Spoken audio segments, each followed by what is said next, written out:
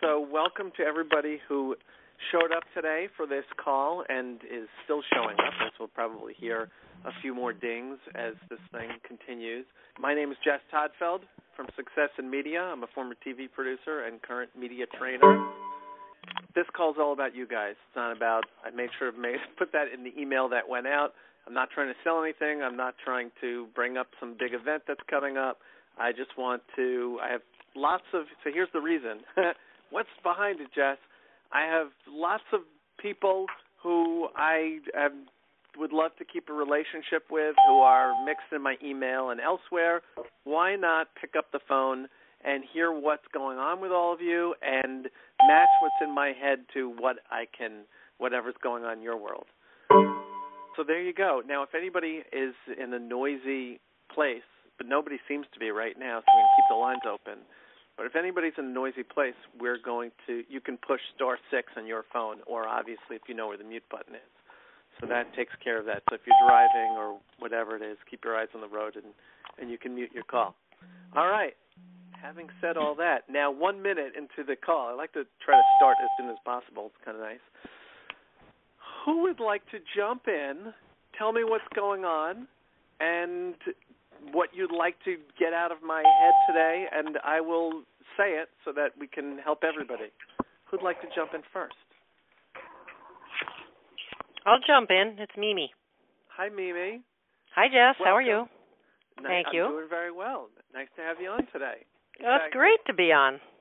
And Mimi was not a setup. She was in one of my workshops 2 years or so ago, and it's a pleasure that you always keep the relationship going. But go ahead, throw it out there. What's going on? What can I say to be of help today to you and everybody?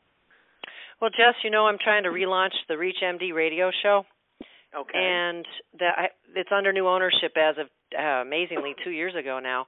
And they keep reconnecting and saying, we're working on sponsorship. But under the new owners, I need to get my own funding. And it's not so easy these days. So you can't just contact a pharmaceutical company or some kind of private company and say, hey, I want $500,000 for a year of programming. So that's been kind of challenging. Okay. The other piece is not having time to really reach out for media activities and media gigs because of my busy educational program this year. Yeah. So I'm trying to figure out how I can still, stay active in that without spending too much time trying to get leads. And I know you're the master of that. Of getting leads for media? And getting media coverage. Okay. Well, thank you. I appreciate that. Well, so let me start at the beginning, which is you were talking about funding, but also trying to run your own media campaign. And you are a nurse practitioner, and you're a speaker, and you're all over the place. I mean, good in the right ways. You're all in the right places, and you have this radio show. So for Mimi, first of all, you said, you can't just call somebody and ask for the money. I know the person I met you through basically does a lot of that. She just opens her mouth and does it in the right places. And right, Phyllis, yes. Yes. So the thing is, I know she's gotten lots of grants and money that way by being real vocal. So I say I know you have videos on your website. Send that to the right people. Create relationships with the right people. You could start out on LinkedIn or get introduced or however you want to do it. But the worst thing they can say is no, which is the same thing on the PR side. Yes. I was just talking to a publicist the other day who was saying, I was explaining some of my ways that I like to follow up. And by the way, I'm not a publicist. I'm a former TV producer, but I promote myself, and I ran a campaign which was basically promoting me and a co-author when I had a book a couple of years ago, and we set a Guinness record for most interviews given in 24 hours. So that's opened up the doors for me having more engagement with PR folks, and basically them saying, tell us how you did it. So we'll try to bring up some of that right now and throughout the call. So the conversation I had with the publicist the other day was basically, she said, I sent one email out to 500 people, and I personalized it and used one of those services that you send out to a large group, but I don't want to bother them. I said, well, do you get stats on how many people open, how many people click through? Yes. Well, how many people actually opened it? maybe 10%, and then maybe 2% click through. So, one thing I'll also throw out there is people on the other side are busy. They don't see it half the time, and you have to take that chance to send something again and the follow-up, even like many of you got before this call, ideally right before this call. It says, hey, hope you saw this, and you can join us. And some of you might say, oh, yeah, that's when you realize, oh, it's right now. Okay, I'll come on. What I do on the PR side is I'll send out an email saying, hey, sent this the other day. Did you see this? So it's an extra line or two. Often I get responses. Even if I get a no, I'm actually okay with that. Of course, I like a yes better, but it's another ping, it's another level of engagement, and then I can write back and say, okay, no worries. And if they say, no, I don't want it, okay, no worries. Yeah, I was just trying to see, hey, is your beat still this, or do you still want?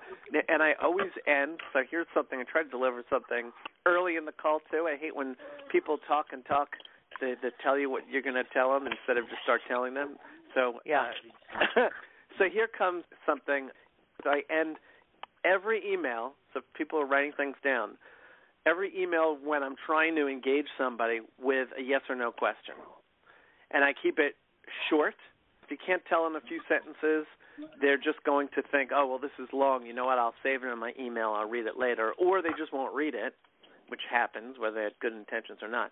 But if you write a couple of lines and then end with a yes or no question, or even just send back, say I'm sending it to you, hi, Mimi, hey, is this something you wanted to do next week? It's a yes or no question. Then the obligation is just for yes or no, and the chances of them replying are hugely increased. And I've had a lot of success in that on the pitching side. And I'll just say last thing because I want to let other folks talk, which is it sounds to you like there's a time thing, and if there's something, if you're doing something that is other than all the things you have on your plate, meaning PR, maybe you need to find somebody who can help you, and maybe there's a PR person at the right price point or pay for play, as they call it, or something like that. I'll tell you what, you can send me an email, and I'll see if I can suggest something that would be right. That would be stupendous. Thanks, okay. Jess. No problem. Appreciate it. All right, who's next? See, it's interactive today. Who'd like to say what's happening? Oh, I heard a voice. Go ahead. Maybe I should explain what this is because I heard a whole bunch of people chiming in, and now we're about 8 minutes into the call. So my name is Jess Todtfeld. I'm a media trader. I'm a former TV producer. I set a Guinness record in the publicity category. But I'm not here to sell anything today. I have all these folks, which are you, who are in various places in my computer and names and relationships I'd like to hold on to, and people that I can't, unfortunately, I'm sorry, remember who some people, where I meet them. And I said, you know what, why don't I just pick a day and I'll offer advice and help and some other interesting things, hopefully interesting to you, that I have in my head that can help all of you. But I really want to have it come out based around the issues that you have, the problems that you have, and the things that you want to accomplish. So who would like to, in one of those three categories, bring up either an issue, a problem, or something you'd like to accomplish in the next year related to PR, publicity, marketing? I have a question. This is Sandra. Hey, Sandra. How you doing? I'm in Washington, D.C. Sandra from Washington, D.C. Now I'm like Larry King. Welcome. My question to you is, how do you get the media's attention? So, like you said, they're busy. They get a ton of emails and, contacts. And I'm just curious, sort of, how do you kind of make yourself rise to the top to get their attention? Yes. A bunch of things are going through my head right now. And by the way, when I was a TV producer, I was a producer for 13 years, at one point I had in a bio, it said that I had booked over 6,000 segments, booked and produced over 6,000 segments, which means, I only bring it up, because I had seen so many more pitches. So what I started to figure out was what was working and what wasn't working. Mm-hmm. So your question was, how do you get their attention? You can, the kind of an interesting thing, less people are picking up the phone these days. You certainly can do that. I'm going to tell you what I call the 1-2 punch. And when you do send an email, you should be short and sweet. And I actually recommend something that I used in that push where we set the record, where I call it above the line and below the line. So in the email, I take what is the old type of press release and information, all these things that obviously adds up. There's a lot of it. You open up the email, it's like, oh, boy, what is this? And imagine they receive 100 or more emails every day. So they only have a short amount of time to say, what is this? And notice I didn't say, is this great for me? Half the time it's just, what is this? And if they're confused in the first few seconds, a lot of times they just hit delete. And I talk to my friends who are still in TV and radio and are still out there and receiving this, and they say it's the same thing. Okay, so above the line and below the line. Below the line, you push down all that other stuff. And what you want to have at the top of the below the line content is a big headline that looks like a newspaper headline and sounds like a newspaper headline. So you want to do it in a bigger font. And the reason is they can easily see it and it grabs their eye when they open it up, and they can turn and pitch it that way in a pitch meeting. And this is for any type of media, even though I worked in TV, print, radio, anything where someone might be pitching it to someone else. And if they're the final decision maker, what they can just say, I get it. That's the story. And they can either run with it that way or put their own spin on it, and that's fine. So if the story is how to lose weight while eating fast food, that's my cutesy example one I like to bring up sometimes, then don't bury that in 12-point size. Put that in big, bold, 20-point size below that line. And then above the line is where it says, hi, Sandra, just wanted to see if the story below would work for you. Does it work for you? There's a yes or no question. Jess. And then there's a line, and you can decide if you want to put a little bit of your contact information, and then below the line is that other information. So they know, this person's just saying yes or no, does this work for me? Not, I'm going to unleash all of this stuff. So, yes, getting their attention. I'm going to make a little note on the side of this so I can come back to this before the end and throw out a bunch more ideas. What's your, before I let some other folks jump in, what is your thing, your topic, your background, or whatever it is you're talking to the media about? Oh, I'm an independent consultant specializing in PR and marketing, and a lot of my work is for both corporations and especially associations, since that's such a big group here in Washington. So a lot of it is issue-related. I do a lot of health-related information, a lot of advocacy-related communications. It's about, getting information out that the associations want the media to know. If there's new studies, health studies that have come out or things like that. And then other times it's information that, frankly, is not that newsworthy. And, the client is, of course, wanting media coverage on different things they're doing maybe in the community and that kind of thing. So that would be more, of course, locally focused. But that's always a bit of a struggle because some of it is, frankly, not of interest to the D.C. press. It might be of interest to your neighborhood paper. But, for them to be, wanting coverage in the Post and that kind of thing for some of the community work they're doing is not very realistic sometimes. So my thought is just to find, and I know it's tough on some of them, but to find the wow, the surprise. Mm-hmm. What's that big surprise that makes the other person, even if it's something in the community and you can just dig and find, and I'm happy to chat with you at some other time, try to, quickly brainstorm a couple of ideas, but maybe there's some sort of wow where you find out that the person's background, they used to live in that community, and maybe there's that tie-in for local press, but to throw something else out, if there's ever that wow, that big surprise, definitely put it in there and make it big and bold and not easy to miss. Okay. Yeah. Thank you. All right, no problem. All right, who else wants to jump in? A problem, a thing you're dealing with, or something big you want to create? I'll go ahead and jump in. This is Catherine. Hi, Catherine. And I'm from St. Louis. And I have a question about, protocol or etiquette. I discussed with our local business journal the possibility of writing a story about one of my clients. I'm an independent PR consultant who is actually celebrating 150 years in business. Great. And the editor said we cannot write about anniversaries because then we'd have to write about everybody's anniversary. So basically, I feel like I kind of blew it. I should have pulled something else out that was really interesting instead of saying it was their 150th anniversary.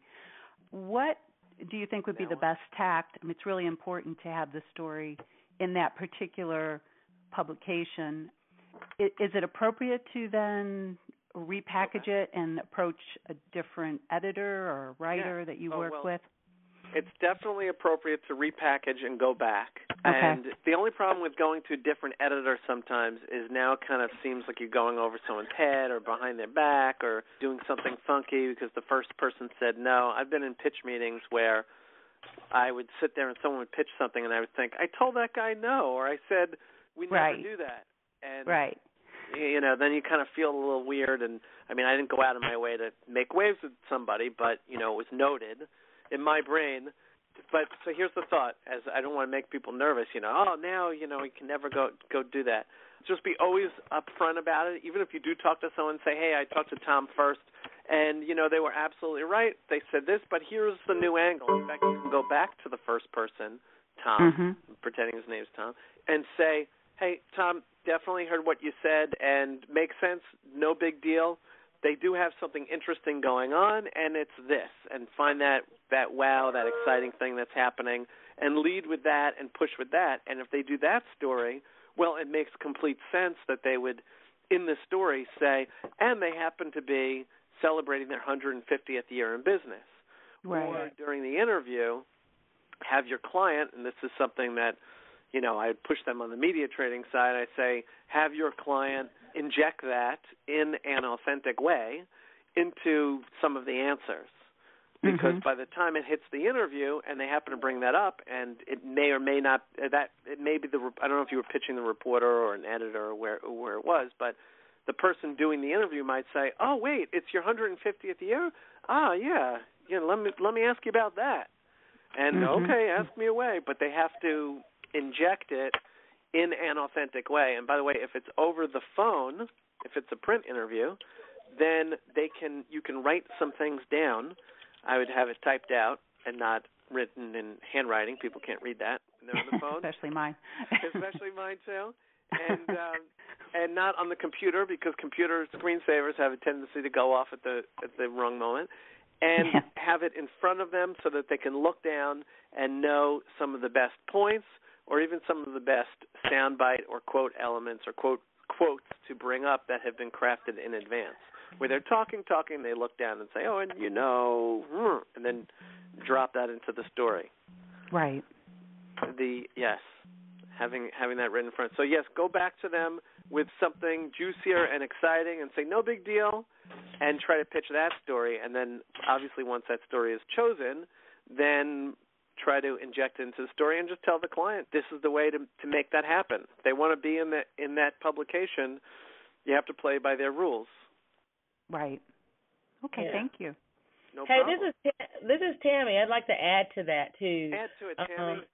I'm Tammy in South Carolina, and one of the things I was going to say is with when you're doing anniversaries, especially when the time span is large.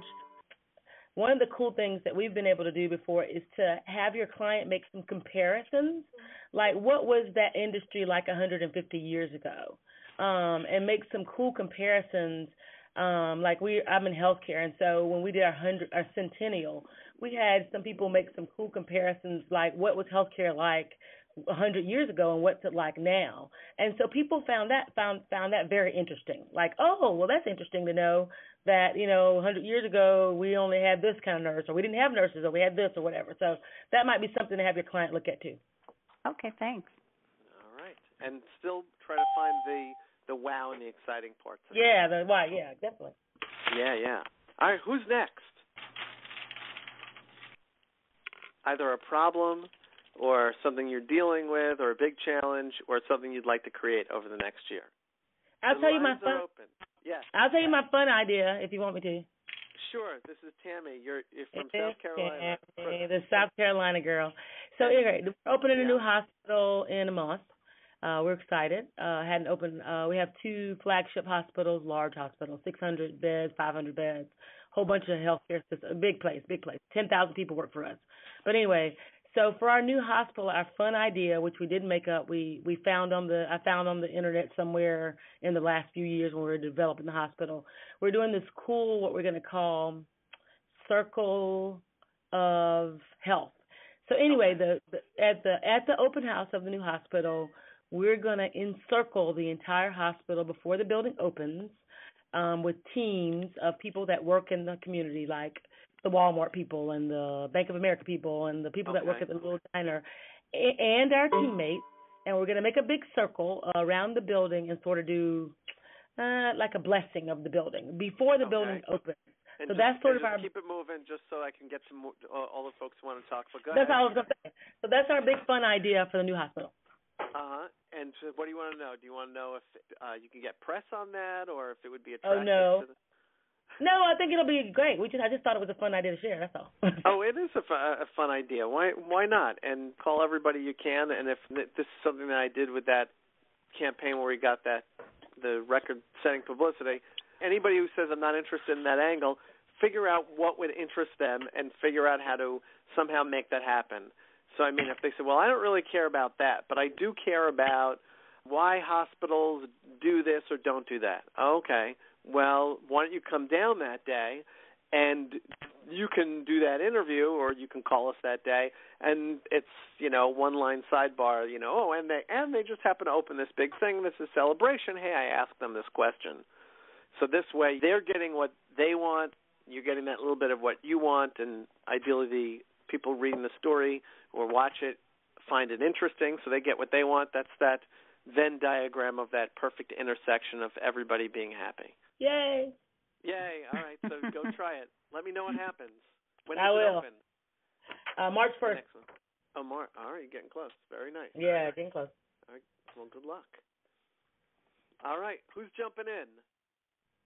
Jess, this is Debbie, and interestingly, another person in South Carolina. We're popular today in South Carolina. Very nice. What's going on, Debbie? Question for you about approaching national programs like a Dr. Oz or an Ellen Show or Kelly and Michael. Who do you recommend at the point of entry? I mean, in Media List, you've got a lot of producers. You have people that are specialized in special guests or certain areas of health or education. But I mean, is it a better approach not to just blanket a bunch of people with a pitch, but to target someone and then follow up with them? Yeah, good question. The shows that I've worked on, the titles are always a little misleading or funky depending on what people actually do. And the smartest publicists are the ones who build relationships with multiple people, which also help you if somebody leaves and gets a new job. And then you lost your one person who was your connection on that show. Obviously, if you have this tight connection with somebody, that's great, and keep that going. But here's what you're doing. You're looking at a list, I guess, in, say, Focus or Cision, and you're trying to figure out who's the right person. And some are called booker, some are called segment producer, some are called producer. The hierarchy, booker is lower on the list, but they may be just straight booking people. The producer is one up, and senior producer is one above that. Segment producer could be at the producer level. What you want to do is reach out to somebody and say, hello, and hey, I just wanted to ask you a couple of questions just for a couple of minutes. I'm a publicist, and I just don't want to bother you in the future, and I just want to make heads or tails of who I should be calling. Because if you're not the right person, and you name two other names on the show, if they're not the right person, well, then I don't want to waste anybody's time with calls or emails. And the person says, okay, fine. And believe me, I'm going to go back to the point about what if they don't answer their phone, but we'll go back to this in a second. So they say, well, yeah, I do this, and really this person is the person who comes up with the ideas. Keep great notes on that stuff, and if you can get a human being, and you said you have a list of all the people possibly on the Dr. Oz show, you can keep calling until you get a human and ask them these questions. What I've found is the person who is newest to the group could be a younger, newer booker, producer, or production assistant, their phone is ringing less, and they will probably talk with you longer. And then the longer they've been there, the busier that they get. So you might have a better chance on getting a hold of one of those folks and getting a sense of the show. And the other thing they might say, you can ask a bunch of questions, especially if you have a list like that and you're staring at it, and you can say, Bob, Sally, and Jane it says that they're senior producers. Does that mean, and this is how it works for the syndicated shows like that, they have teams that put the segments or shows, I should say the shows together. So they'll get one show, and it's a senior producer or a higher-level producer who has a few producers under them and a few bookers under them, and then maybe a production assistant or two, and they're in charge of one show. So the top-level producer is the decision-maker, but somebody will explain to you how it works at that place. And in cable news, I'll just throw this in for other people listening, in cable news it's even tighter and smaller, and it's not like that, where it's basically, I worked at ABC, NBC, and Fox, and I worked on Fox and Friends at one point, and they're much bigger now. There are many more people on that show. All of us at different levels were pitching stories. We'd have a pitch meeting. So if it came to us and we picked up the phone and we read an email, we would go into the pitch meeting and pitch the story. So even someone who was a production assistant would either do that story or hand it off to a segment producer or be involved in some way. So hopefully that helps with that question. Thank you. Oh, yeah. You're welcome, Debbie. Oh, good. Very nice. Who's next? I want to not shortchange anybody today. I want to give everyone a chance to jump in. And if you're just joining, I'll say the three things, which is if you have any problems you're dealing with or have dealt with, situations or something you want to create in the next year. I'm going to speak to that third one in a minute because I have a few things in my head and up my sleeve that I want to bring up by the end, which we're getting closer. So somebody throw something out there at me. Go ahead.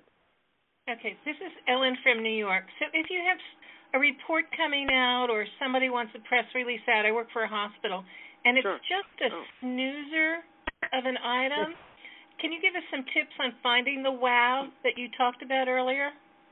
Can you give me an example, and then I can brainstorm some? And you don't have to give me this example if you want to give me, some other old one that you had some trouble with, and then I can make it more real. I have someone who's about to send me some information on a new report that's coming out on swimmer's ear.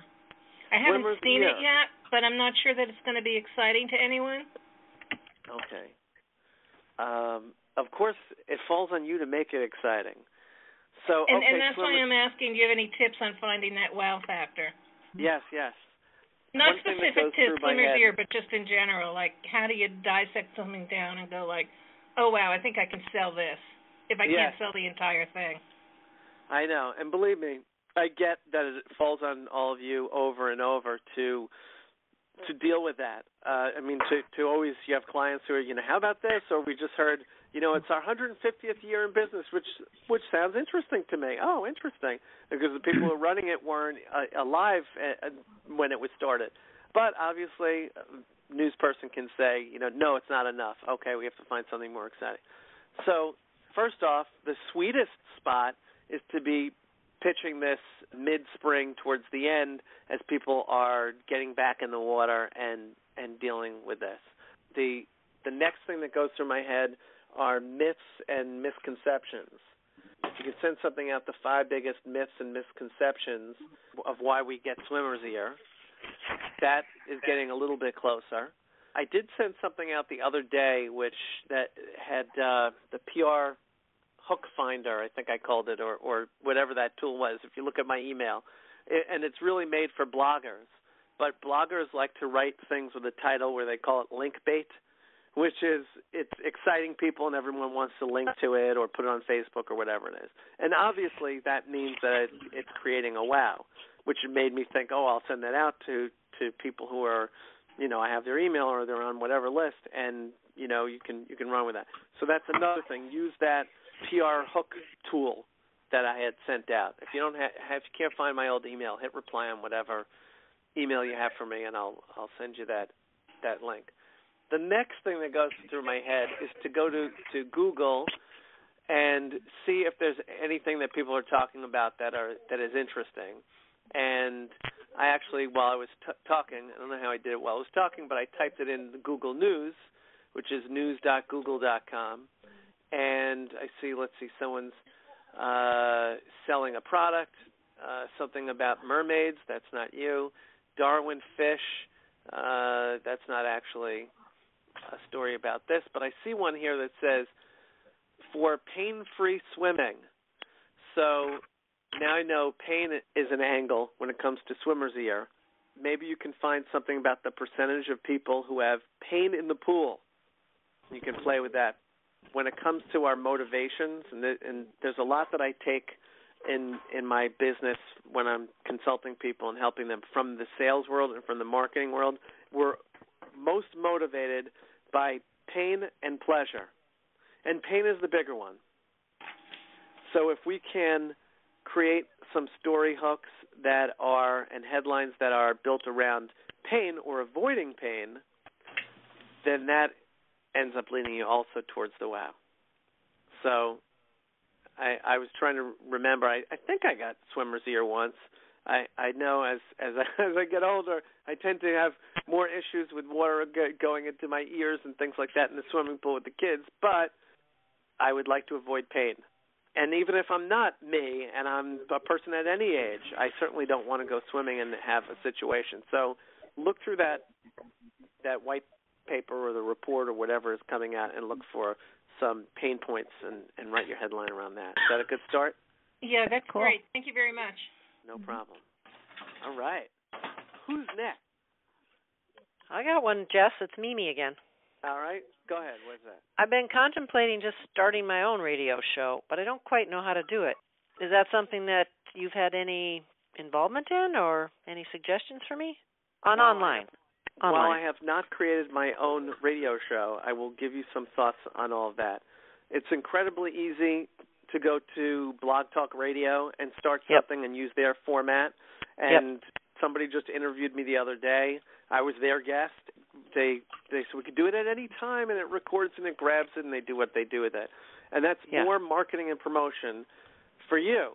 There are more people who can go to Google, and if they keyword it the right way, that they can find you. Those are important links that go to your website. I'm partly saying this to you and to everyone who's listening also, because if you have clients or your organization, you can say, hey, look, I did not put you on the Today Show in this hit, but even though we have some of these little things that are coming in, like the Blog Talk Radio or whatever, independent person where it's not obvious that it's Blog Talk Radio and it's going through your site where you come up with a really clever URL, name for your site and your show, that is also, it's still very valuable to get more eyeballs and links. And what I would say when I say creating something bigger this year, it all comes down to creating more traffic and people knowing you, liking you, and trusting you. And when I say you, it could be your organization, your client.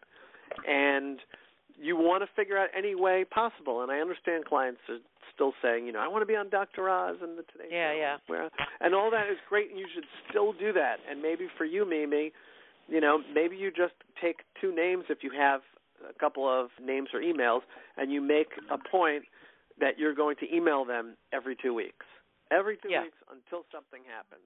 Hey, how about this? Hey, how about that? And that works for you. And some PR folks may say, no, I don't, I'm not going to bother them quite so much. Because I'm not a PR person, I can take my list of 10,000 or so media contacts, and I can say, hey, what do you think about this story that I'm attached to?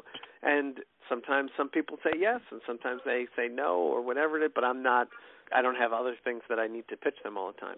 But back to your radio show question, you can even do what I'm doing today, which is you can get people on a conference call, whether it's one or a group or whoever, and you can do the recording. I'm doing the recording.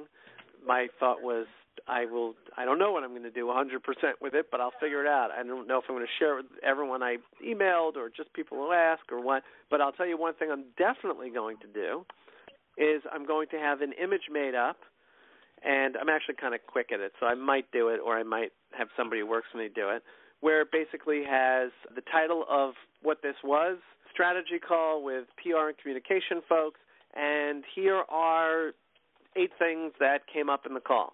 And I'm going to make this graphic. And then what I do is I'll have that image married to the audio, and I can put it on YouTube. And then I could take that YouTube video, and I could put it somewhere on my website or a blog or somewhere, or save it, and people can stumble on it at will, and it can work for me. But you have to make sure that you tag it with all the right tags, keywords, and all that stuff. That's so a great idea. Yes. That's a great idea. But you said time was your thing, so you have to figure out. So figure out what the highest priority. I have a business coach that works with me from time to time, and we talk about HVAs, high value activities. Exactly. What are the biggest HVAs, the activities with the highest value that you could be doing at any moment? And sometimes it could be fun to do that extra radio show, but it could also be 28 more hours to try to get everything together and the website the way you want it, this and that. And maybe something else is better, maybe doing what I did today, picking up the phone and then just having it put on YouTube, and then I'll move on to the next thing. I like that. You're always very helpful. I love the video idea, but I like the free conference call recordings a lot. Oh, well, good. Yes. Thank you, Jess. You always have great ideas. Well, thank you. I will pay you later for saying nice things. Woohoo! All right, we only have a few more minutes, and I'm going to give some ideas and a few things in my head. Is there anyone who did not get to go who is going to be unhappy that they didn't get to say something? Speak now. Hey, Jess, this is Abby from Webster. Sorry. Hi, Abby. Hi, I'm here in Nashville, and I actually just had a quick question about getting outlets to trust you. We obviously have a lot of big music artists here, so we can name drop our clients, but then we have the problem with our smaller clients. Trying to reach out and make them feel like we're trying to help them or build a relationship with the outlets without feeling like I'm constantly antagonizing them and constantly trying to get them on my side. So do you have pointers to not feel like you're not bothering them, but also build a relationship? Well, even if any of you are bothering media people, too bad. The way it works is they're looking for stories, and all of you provide stories. They can say, no, I'm not interested in that story, or it needs to be different. But my thought, too bad. If somebody picks up their phone and says I'm too busy to talk, well, they shouldn't have picked up their phone. Sometimes I would put it to voicemail. But back to your question, which is, when you say building trust with outlets, so you're saying they'll book the big people, but where's the trust breakdown? Is it with their relationship with you, or is it that they just have no idea who this other person is, and it could be horrible? Well, it just kind of depends. Sometimes I'll reach out and I'll want to tell them about one of our clients coming to their area, and it's almost impossible to get a hold of them. And then once I finally do, they'll be disappointed, or they'll not be happy with that, or I don't know, but then I feel like I was bothering them when really I was just trying to let them know about this. I thought it was a big story, so right. Yeah. So you're talking about a radio station? I'm just trying to put it No, into more context. print. More print is probably the biggest thing, and TV. Radio is usually really friendly, but print is really hard to get a hold of, especially the top 100. Okay, so this is a good lead-in to some of my pitch email formula, which I found very helpful. And I talked about some of it on the earlier part of the call. One thing that you want to do, one of the most important things, is the subject line. And the subject line needs to have as much of that who, what, when, where, why, and how. I'm smiling right now as I say that because you'll say, but Jess, it's only 4 inches long.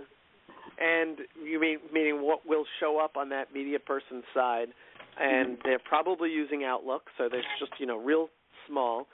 So you need to say something like you can't use the word guest with a print person. They don't book guests. They book stories, or they have interview people. So it would be story : and it has to sound like an exciting thing that would make them open the email. So that's where you have to put that. And before I forget, I'll go back to my template in a second. There's something that I started using. If you're not sending something out through Constant Contact or StreamSend or your mailing list provider or Aweber or any of the big mass emailing things that provide tracking data, then you can use this little tool, which is very helpful and $4 a month. By the way, if you're sending emails out and you don't know if people open the emails and you don't know where they clicked, then you're flying blind. You definitely, in 2014, Now I just dated the audio. Someone discovers it on YouTube. If you're not doing that, then you're flying blind. And, of course, you don't want them to say, like, oh, they're tracking it. So you just want to do it for data purposes. And you need to know, like you said, is it because they had too much going on? Did they not trust that this would be a good guess? Are they unhappy? And then you're too much in the dark. So here's a little tool that I use when I send out individual emails, and it's called readnotify.com. Well, that's the website where you can get it, readnotify.com. And you get this thing for $4 a month. For those of you who work for an organization, pay the $4. It's going to make you a better person at your job. It's great. So you send an email. I send it to you, Abby, and say I'm sending you something. I don't send it every time. I usually send it if I'm sending a proposal or if I really want to know, did they definitely get it? It's a Friday at 5 o'clock. And then I write Abby at her email address.com, and then you write .readnotify.com. And when it shows up on her side, she doesn't see that anymore. It's gone. And then she opens the email, does whatever she's going to do, and then you get data and information on what was happening. And then on a bigger scale, if you're using something like one of those other services I mentioned, then you can go in and say, oh, look, 90% of the people I sent it to, and this is on average of emails that I send out, 90% of people do not open their email. They just never even opened it. Did they see the subject line? Maybe. I don't know. And then the 10% or less, depending on how enticing your email was, opened it, and then of them, maybe 1% clicked through. So that 1% now becomes your HVA for the day, your high-value activity of going through and following up with them. Hey, I don't know. I mean, I wouldn't say, hey, I'm Big Brother on the NSA. I was watching you read my email. I wouldn't say that. But I would say, hey, I don't know if you saw the email. Oh, you did? And I've had where I followed up and things, and they're like, no, I don't remember that. Okay. They don't remember it. I know that they looked at it 2 hours ago, but they don't remember. Okay. Well, hey, it's this and this. Oh, yeah, all right. That sounds interesting. So you can use that for your follow-up. So trust is, I know you brought up the word trust, and it was kind of a few other things. This will help you know more about what's happening in their head. And on the trust side, it's about relationship building and being a help for them and providing value wherever you can. So you should also say to some of these people, hey, if I can ever help you, if I can ever do anything for you, let me know, or back you up, or do this or do that. And I'm throwing that out to people who are listening in today, too, because I do that to people. I can't just give you hours and hours of my time or a whole thing, but I will usually pick up the phone, chat with people, or offer some insight or whatever it is in, nice relationship building thing. We all win on that. Everybody's happy. Was that helpful, Abby? Yes, that was great. Thank you. All right. And now I want to keep to time, which is 45 minutes is what I said on there.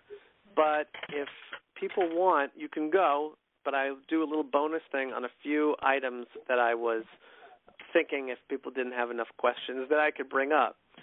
Should I do that? Yeah. It's a little bonus time. I have one question, Jeff, if I can slip it in there. Bonus time, and we'll hopefully you can get to it quickly. Yes. What is it? So much of what we do is managing client expectations. And, from our end, so much of what we do is gathering of mind share. ROI is so hard to measure in our business, as you know. And so many of the people that we deal with are analytical business owners who understand dollars and cents and bottom line and that kind of thing. How is the best way to, express to folks, as they're looking at their bottom line, and of course PR is always the first thing that seems to get hatcheted when budgets go away. What is the best way to basically analyze mind share or to show the ROI to someone who doesn't quite understand? Great. What's your first name, by the way? I'm sorry, it's Shelley. Shelley, okay. And you said in our business, what type of? Marketing and publicity. But mostly on the publicity side, being able to, what we do with the press junket clients? even, to show that mind share. Great. But it's different types of clients that you work with? Oh, yeah, across the board, from products to entertainment to big festivals, those kind of things. Shelley, I'm glad you brought up ROI. The return on investment, very important when somebody's paying you, or for those folks who work internally somewhere, if you want to make sure people know your worth, which can help obviously in a performance review and when they're looking at your salary and all that. So even for those folks, you should really be thinking about this. And I know you're saying sometimes it's hard to tell the ROI.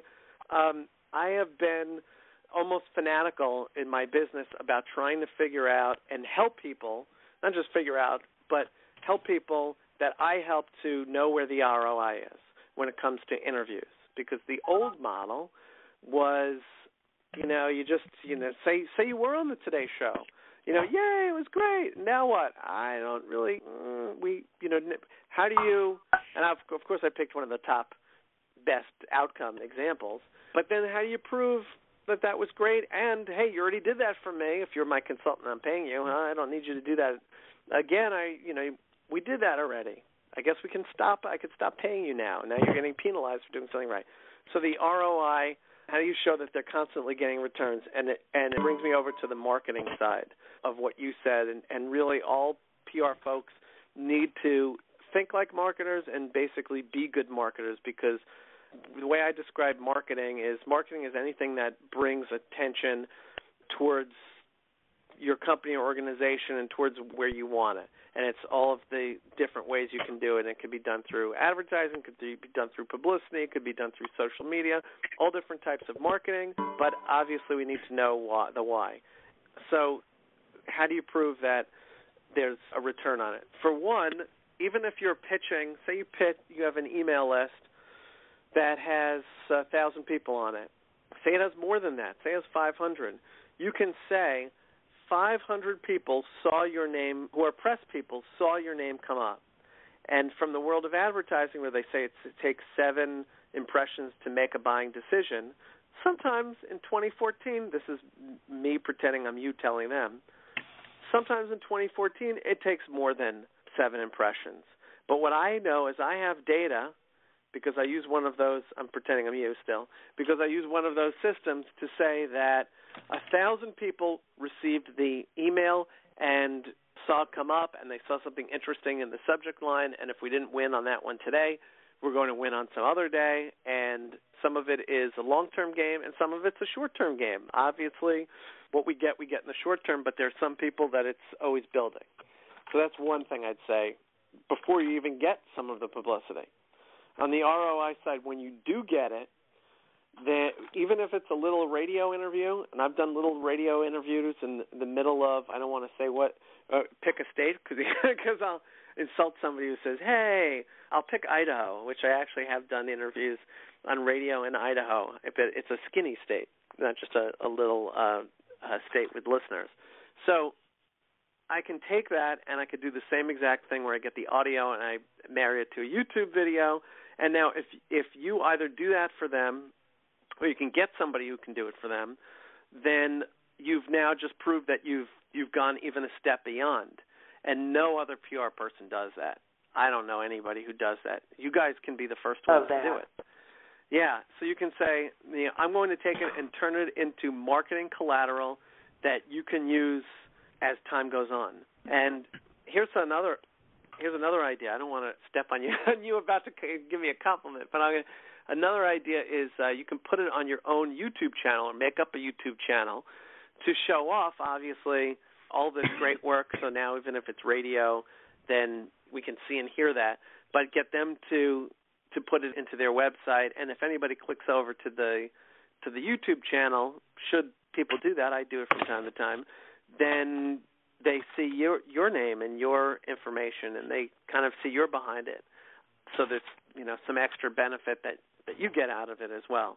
I would be thinking about, without going into an even longer thing, all of the ways that you can leverage an interview once it's done and continue to prove to the client that it's driving new business to them or driving more of whatever they're after. So some it's new business, some it's web traffic, and they have to be able to look at that. So if you say, look, 200 more people watched that video, and they probably watched it on your site or they watched it on YouTube by putting in the right keywords, but your site is underneath that video. And there are ways to put it in the description. You can put it on the actual video, even through YouTube if you don't know how to do YouTube stuff. There's just some of the ROI stuff. Sound good? Yeah, that's some great ideas. Wonderful. All right, so we got something good in the bonus part here. I'll finish it off just by giving you some of my, let's see here. I want to make sure that I say everything that I was hoping to give to you here. So that template, subject line, very important. It has to, my suggestion, you don't always have to do this, start with guest : or story : because they're getting email messages from colleagues, from their boss, from, Viagra ads, or who knows where they're getting it from. They're getting all these things. They have to make sense of what is important. So if it says story : and then a great headline, now they know that it's more important. You've increased your chances of getting open. And then obviously if you use this data that I'm talking about with the client and say, I gave you 1,500 impressions with the media this month, and 100 people were looking at you very closely, and of those I had many great conversations. It's kind of like, wow, she's all over this. Okay, do your thing. So that's one thing. So then in the email I talked about above the line, below the line. Above the line, it should always say hi, first name, or hello, or dear, or whatever.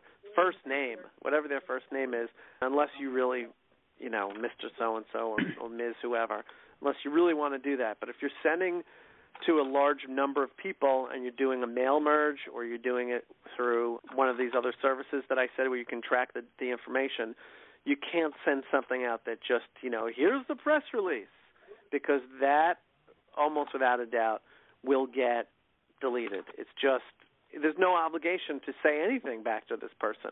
And a lot of times it's hard to make sense. It just looks like another big blob of a press release. It's just hit delete. It was rare that I would respond to those. Sometimes I would. I would give people the benefit of the doubt, but if I was too busy. So above the line, it might say, hi, Shelley, would the story below work for you? You can include another line or two, but the shorter you keep that above the line part, the better chance you have of them, again, feeling the only obligation is to give a yes or no answer. And they'll write no, and then they might, or yes, ideally yes is a better answer, and then they probably will give a sentence why. And I was helping somebody, and we just sent something out that was very similar. And we got some no's, and they said, no, I don't, by the way, I don't even do that story. Okay, great, you shouldn't be on this list. Someone else said, yes, but we wouldn't do it until the summer. Oh, okay, well, that's great. So you can do that. And by the way, I'm going to wrap it up in 3 minutes, because that's the hour mark. So this way it's been a 15-minute bonus, in case some of you were thinking, I don't know how long to stick around for. So you can do that, then your name, or thanks, and then Jess, I'd put my name. And you can draw a line. You can use whatever you want to draw a line. And you can put a little bit of contact information, draw another line, but you want them to see, ideally in that first eyeful, think about them using Outlook as people often do in big businesses like media outlets. That eyeful, you only have a 2.5-inch deep box for them to see the email if they didn't open it up. And if they can see that headline now below the line, now there's a chance of them saying, whoa, hey, maybe I'll do that. Okay, what's that about? So you need to include that. Bullet points are really great. If you can put a picture, you can put a picture further down. Obviously, something that's a lower amount of megabytes and doesn't take up space. Yes, their email may not let a picture through, or blank it out, or whatever it is, but for the ones that don't, it makes it a whole heck of a lot more interesting. And I would rather read a newspaper that has pictures in it, and I'm more apt to read some of those stories than I would if it was just straight Courier font text on a page. It would get boring real fast. So there's my big ender for all of you. Cool. There you have it. I appreciate everybody who took time out of your day. I hope it was valuable for you. That's my goal, to try to be valuable to folks who I may already have a relationship with, like Mimi, who was nice enough to show up. I'm so glad you're on that list, and the others of you who I may only have gotten to know on a better level today. And thanks for contributing in reverse order. Shelley, Abby, Ellen, Debbie, Tammy, Catherine, Sandra, and Mimi for your questions and throwing that out there. And for anybody else, if you ever want to pick up the phone, go old school style, as I like to call it, meaning, in the world of all these emails and tweets and all the rest of it, feel free to reach out to me if I can ever be of help in some way or a sounding board. So with that, have a great rest of your day. Thanks so much, Jess. Thank you. Bye-bye. Thanks.